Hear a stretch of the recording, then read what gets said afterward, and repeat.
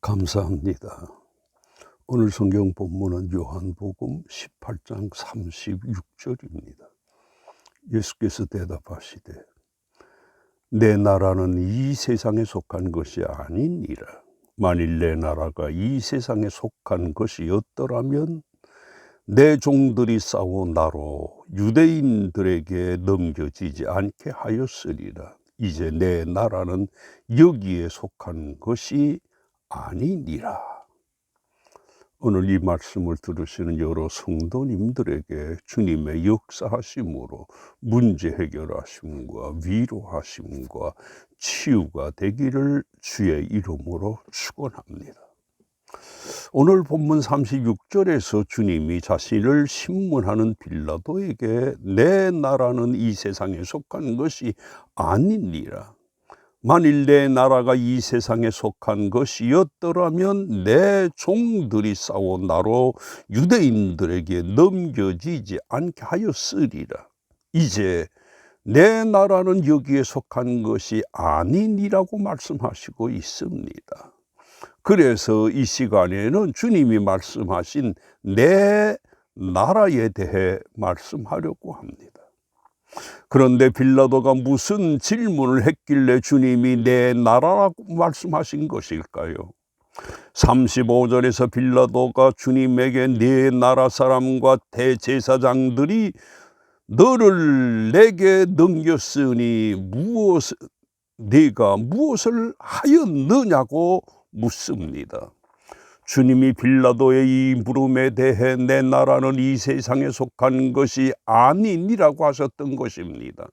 다시 말해 주님이 말씀하시는 내 나라는 로마에 점령당한 이스라엘이 아니고 이스라엘을 지배하고 있었던 로마도 아니라는 것입니다. 이렇게 주님이 빌라도에게 네가 무엇을 하였느냐고 하는 물음에 대해 내가 이런 일을 했다 저런 일을 했다고 하신 것이 아니라 내 나라를 말씀하신 것입니다. 왜냐하면 주님이 이 세상에 오셔서 하신 일 모두가 그 나라 하나님의 나라를 위해서 하신 때문이었습니다. 주님이 많은 병자를 고치셨습니다.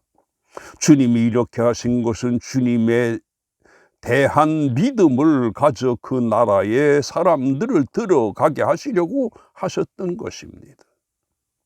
그러므로 우리들도 주님이 성경에서 하신 여러 가지 일들을 보면서 주님에 대한 믿음을 가져야 합니다. 주님은 무한하신 능력을 가지신 분이시구나. 주님이 하신 일을 보면서 그는 하나님이시구나. 주님이 우리들의 죄를 대속하신 분이시구나 하는 믿음입니다. 주님이 모든 사람들에게 바라는 것이 바로 이런 믿음임을 믿으시기 바랍니다. 그리고 주님이 내 나라라고 하신 말씀에서 볼 수 있는 것처럼 주님은 나라를 가지고 계신 분이심을 알 수 있습니다. 그런데 그 나라가 어떤 나라일까요? 이것에 대해 나의 나라는 이 세상에 속한 것이 아니라고 하셨습니다. 그러면 현재 우리가 살고 있는 이 나라와 이 세상은 어떻게 될까요? 이것에 대해 베드로가 베드로후서 3장 10절에서 이렇게 말하고 있습니다. 주의 날이 도적같이 오리니 그 날에는 하늘이 큰 소리로 떠나가고 물질이 뜨거운 불에 풀어지고 땅과 그 중에 있는 모든 일이 드러나리로다 라고 한 말에서 볼 수 있는 것처럼 이 세상은 영원한 나라가 아닙니다. 다 없어질 나라입니다. 반대로 주님의 나라에 대해 계시록 1장 15절에서는 이렇게 말씀하시고 있습니다. 큰 음성들이 나서 이르되 이 세상 나라가 우리 주와 그리스도의 나라가 되어 그가 세세토록 왕노릇하리로다 라고 하신 말씀이 있습니다. 이 말씀에서 볼 수 있는 것처럼 주님의 나라는 영원하신 나라입니다. 이 세상은 미국이나 중국이나 러시아와 같이 없어질 나라가 아닙니다. 그리고 그 나라는 대통령 중심제가 아닙니다. 주님이 영원한 왕이 되시는 왕권 국가이고 없어지지 않는 나라입니다. 저는 이번 대선을 보면서 대선 후보들이 서로 다투는 것을 보면서 5년마다 또 총선과 지방선거를 할 때에도 이런 일들이 생기겠구나 하는 생각이 들었습니다. 어쨌든 이 세상 나라는 사람들이 다스리는 나라여서 이상한 일들이 생깁니다. 러시아의 경우 젊은이들이 푸틴의 잘못된 생각 정책으로 우크라이나 전쟁에 끌려 나와서 억울하게 죽임을 당하고 살인자가 되기도 합니다. 그러나 주님의 나라는 이런 나라가 아니고 정말로 좋은 나라입니다. 그러면 주님의 나라는 어떤 나라일까요? 오늘 본문 36절에서 만일 내 나라가 이 세상에 속한 것이었더라면 내 종들이 싸워 나로 유대인들에게 넘겨지지 않게 하였으리라. 이제 내 나라는 여기에 속한 것이 아니리라고 하셨습니다. 이처럼 주님의 나라는 우리가 사는 이 땅 나라가 아닙니다. 현재 우리가 사는 이 땅은 어떤 나라입니까?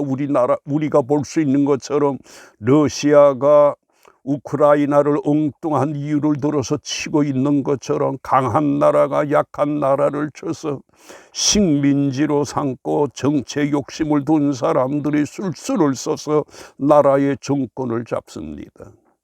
이러다 보니 나라가 혼돈에 빠지고 국민들이 억울한 죽임을 당하고 어려움을 겪습니다. 그러나 주님의 나라는 이런 나라가 아닙니다. 그래서 바울이 고린도후서 5장 8절에서 그 나라에 대해 우리가 담대하여 원하는 바는 차라리 몸을 떠나 주와 함께 있는 그것이라고 했고, 또 빌립보서에서도 그리스도와 함께 있는 것이 훨씬 더 좋은 일이라 그렇게 하고 싶다고 했습니다. 여기에서 주님과 함께 그리스도와 함께라고 하는 말은 그 나라에 들어가는 것을 뜻하는 것입니다. 그리고 바울이 그 나라에 들어가는 체험을 했는데 그 체험에 대해서 이렇게 말합니다. 그가 낙원으로 끌려가서 말로 표현할 수 없는 말을 들었으니 사람이 가히 이르지 못할 말이로다 라고 한 것처럼 말로 표현이 안 되는 나라입니다. 그러면 우리들도 주님의 그 나라에 들어가야 하겠는데 어떻게 들어갈까요? 이것에 대해 주님이 요한복음 14장에서 말씀하셨습니다. 너희는 마음에 근심하지 말라. 하나님을 믿으니 또 나를 믿으라고 하시면서 그 나라에 들어가는 전제 조건으로 믿음이라고 하셨습니다. 그리고 그 나라에 대해 내 아버지 집에 거할 것이 많도다. 그렇지 않으면 너희에게 일렀으리라. 내가 너희를 위하여 처소를 예비하러 가노니라고 하셨습니다. 얼마든지 거할 곳이 많은 곳입니다. 많은 사람이 들어가도 좋은 곳이 아닙니다. 우리가 그 나라에 들어갈 시기에 대해서 내가 가서 너희를 위하여 거처를 예비하면 다시 와서라고 하시면서 주님이 재림하실 때에 그 나라에 우리가 영과 육이 들어간다고 하셨습니다. 그리고 그때에 주님이 믿음을 가진 자에 대해서 너희는 내게로 영접하여 나 있는 곳에 너희도 있게 하리라고 믿음을 가진 자에게 이 말씀을 하셨습니다. 그리고 그 나라에 들어가는 방법에 대해 요한복음 14장 6절에서 내가 곧 길이요 진리요 생명이니 나로 말미암지 않고는 아버지께로 올 자가 없느니라고 오직 주님을 믿는 믿음을 통해서만 그 나라에 들어갈 수 있다고 하셨습니다. 그러므로 그 나라에 들어가려면 돈도 아닙니다. 지식도 아닙니다. 행함도 아니고 오직 예수 신앙입니다. 바로 예수를 믿는 우리들이 그 나라에 들어가게 되는 것입니다. 얼마나 복된 것입니까? 그런데 주님이 어떤 중에서 내 나라에 대한 말씀을 하셨습니까? 1절에서 볼 수 있는 것처럼 주님이 제자들과 함께 기드론 시내를 건너 나아가시니 그곳에 동산이 있는 데라고 하신 것처럼 주님이 이곳에서 기도하시던 중에 가룟 유다가 끌고 온 군대들과 대제사장의 종들에게 잡히셔서 빌라도의 법정에 서서 내 나라라고 하신 것입니다. 36절에서 유대인들에게 넘겨지지 않게 하였으리라 하는 말씀에서 볼 수 있는 것처럼 유대인들이 예수님을 빌라도에게 고발하고 주님이 피고가 된 처지여서에서 내 나라라고 하셨습니다. 우리가 이 말씀에서 볼 수 있는 것처럼 그 가슴 속에 품고 있었던 것이 주님의 나라였습니다. 주님이 그 가슴 속에 그 나라를 품고 계셨습니다. 그래서 주님이 처음 사역하실 때에도 회개하라 천국이 가까웠느니라고 하셨습니다. 바로 이 천국이 주님의 나라이고 오늘 본문 36절에서 말씀하시는 내 나라입니다. 그래서 주님이 내 나라를 알고 있었던 세례 요한도 회개하라 천국 주님의 나라가 가까이 왔다고 했습니다. 바울도 각 처에서 하나님의 나라를 말했는데 바로 이 하나님의 나라가 오늘 본문 26절에서 내 나라 주님의 나라입니다. 그러므로 우리들도 그 나라를 소망하면서 살아야 합니다. 그리고 우리들이 기도하는 것도 내 편함, 내 안일함을 구하는 것보다도 주님이 내게 주신 바 사명 감당을 위해서 그 나라에 들어갈 때까지 기도해야 합니다. 그러면 주님이 왜 이렇게 힘없고 맥없이 사람들에게 잡히셔서 빌라도 앞에 서시게 된 것일까요? 10절에서 볼 수 있는 것처럼 사람들이 칼을 들고 예수님을 잡으러 왔을 때 이에 시몬 베드로가 칼을 가졌는데 그것을 빼어 대제사장의 종을 쳐서 오른편 귀를 베어버리니 그 이름은 말고라고 했습니다. 이때 주님이 끄떨어진 말고의 귀를 다시 붙여주시면서 이런 말씀을 하셨습니다. 베드로에게 네 칼을 도로 칼집에 꽂으라. 칼을 가지는 자는 다 칼로 망하느니라고 베드로 하시면서 이런 말씀을 하셨습니다.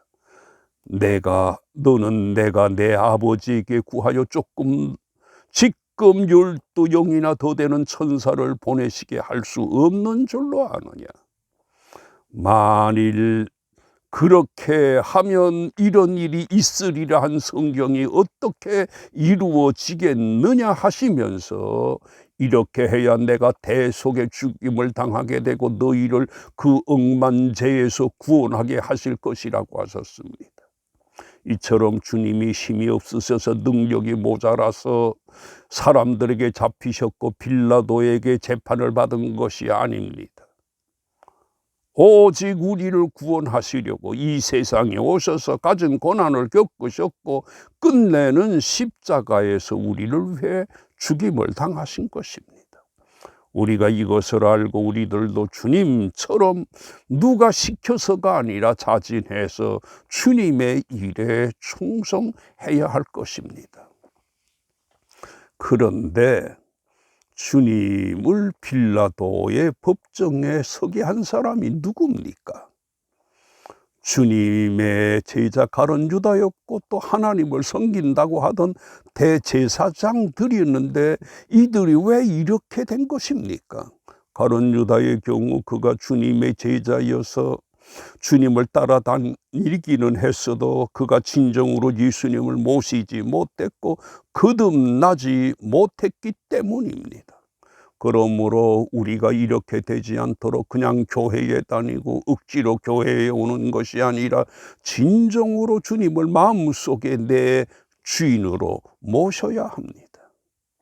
그리고 대제사장들과 유대인들도 마찬가지였는데 그들은 주님이 자신들을 구하시려 그 살고 있는 땅에 오셨으나 성경을 보면서도 주님을 알아보지 못했던 것입니다. 한마디로 눈이 있었으나 주님을 알아보지 못했습니다. 그러면 우리들도 어떻게 이렇게 믿게 되었고 그 나라 사람이 된 것일까요? 이것에 대해 에베소 2장 8절에서 너희는 그 은혜에 의하여 믿음으로 말미암아 구원을 받았으니 이것이 너희에게서 난 것이 아니요 하나님의 선물이라고 하신 말씀에서 볼 수 있는 것처럼 전적으로 하나님의 역사하심으로 우리가 이렇게 하나님의 백성과 그 나라의 백성이 된 것입니다. 그러므로 우리의 삶은 그저 감사여야 합니다. 우리가 토입니다. 주님의 백성으로 장차 우리가 어떻게 될까요? 결론적으로 주님은 우리를 구속하시기 위해 기도하려 산에 가셨고 그곳에서 잡히시게 되었고 빌라도의 법정에 서신 중에서 그 나라를 분명하게 말씀하셨습니다. 그러므로 우리들이 그 나라를 소망하면서 그 나라에 들어갈 때까지 우리들에게 맡겨주신 사명을 잘 감당해서 그 나라에서 잘했다 칭찬을 받는 충성스러운 종이 되어야 할 것입니다. 이렇게 되시기를 주의 이름으로 축원드립니다. 아멘.